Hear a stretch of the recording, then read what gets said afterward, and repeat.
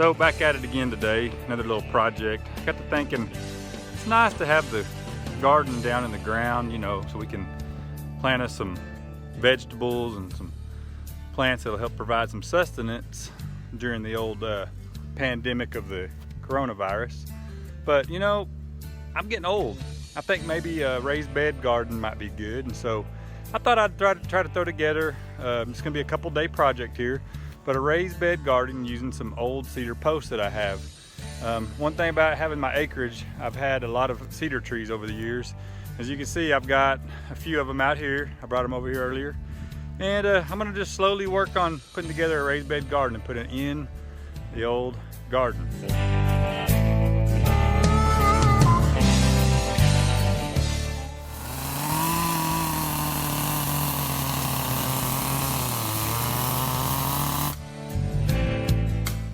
Okay, so what we're gonna do is I'm gonna demonstrate how to notch these logs so we can build our cedar raised bed garden. So I'm using the chainsaw to start the notching process.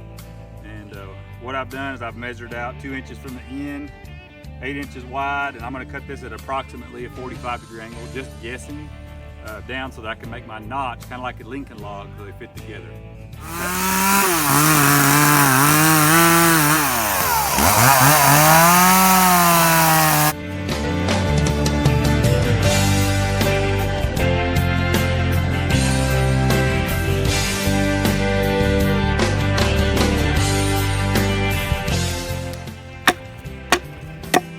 So you can just chip those pieces out of the way. Another thing we can use is this rock hammer, or really any hammer will work to kind of help knock these pieces out of here.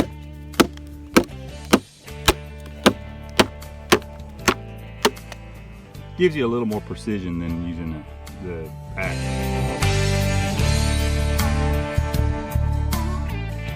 This morning we're out here working on the raised bed planter boxes, and I've got my two boys out here helping me this morning. So they're going to show how once we get these notches cut in the logs, you can see we got the notches cut. They're not real pretty, but they'll work together. We're going to drop them in and fit them into place. So go ahead, boys, show us how it's done.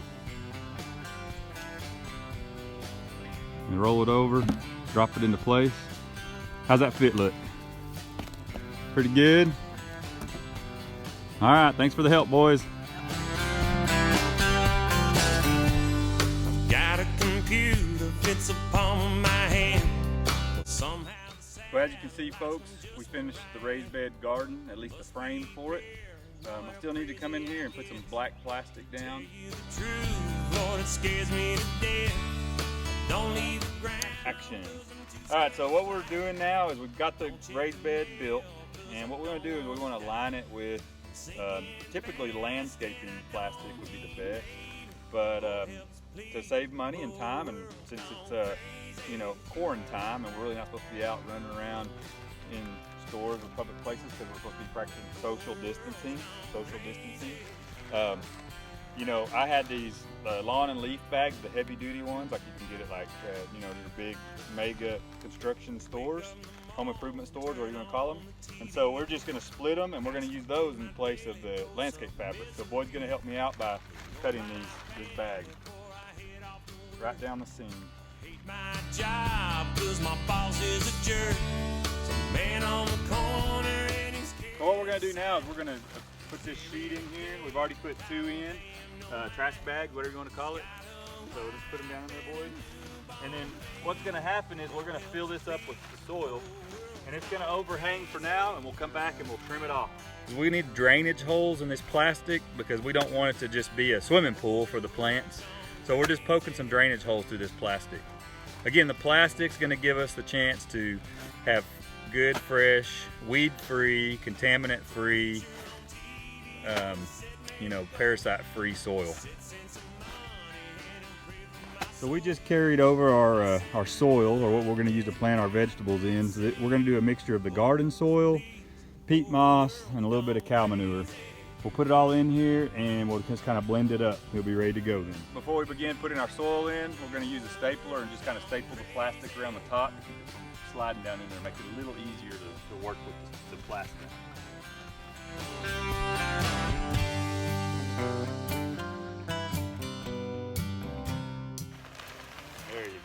Alright, so we'll start with some garden soil.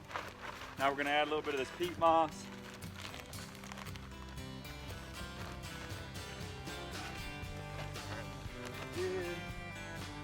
So we're going to use this landscaping fork to kind of just carefully blend this with that other soil that we put in.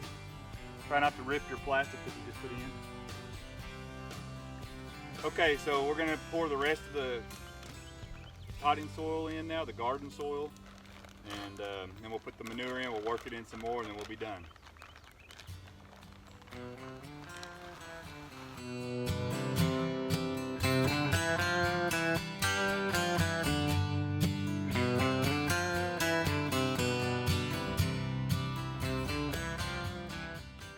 And now once again we're going to mix and mix some more until we get it to the right consistency. While Boyd continues to work, another tip I was going to tell you, if you don't have the heavy duty plastic trash bags, if you have these garden soil sacks, you can use their scissors and cut them. This peat moss bag, or even like fertilizer bags, dog food bags, any of that kind of stuff works really well as a weed barrier. You can put those down in here instead of the plastic bags, or having to go out and buy rolls of plastic film. So just another tip if you're trying to be thrifty. All right, so what we're going to do now is we're going to start wetting this down and keep working the soil.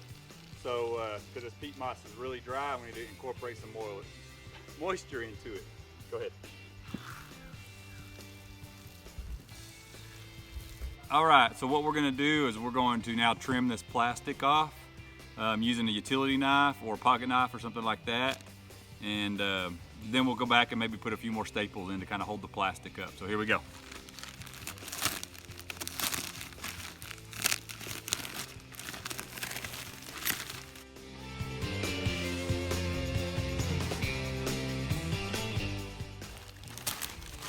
And you can feel free to trim it down as far as you feel comfortable doing it. I'm going to leave a little bit of a lip here, just because these cedar posts are, the gaps in them are pretty wide. I'm afraid if I don't have something on the sides, a lot of this material will leak out, and also it'll make the soil dry out faster as well.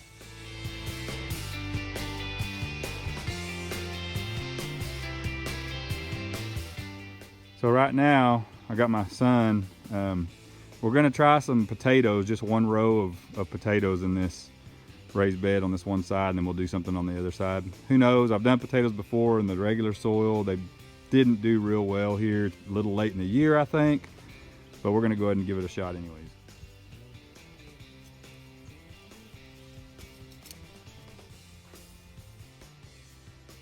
So here we are, once again on QuaranTime, just getting the garden ready. That's what we're working on, is just planting some of these seeds. The thing about this raised bed is we can really provide a lot of moisture to it, a lot of water, and you can actually almost overplant these things more than you would normal soil in the ground.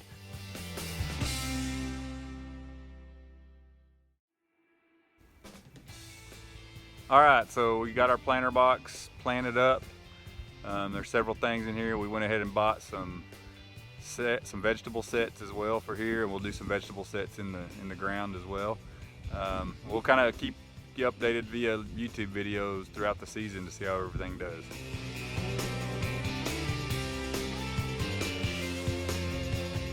We built this raised bed garden again because we had time to do it.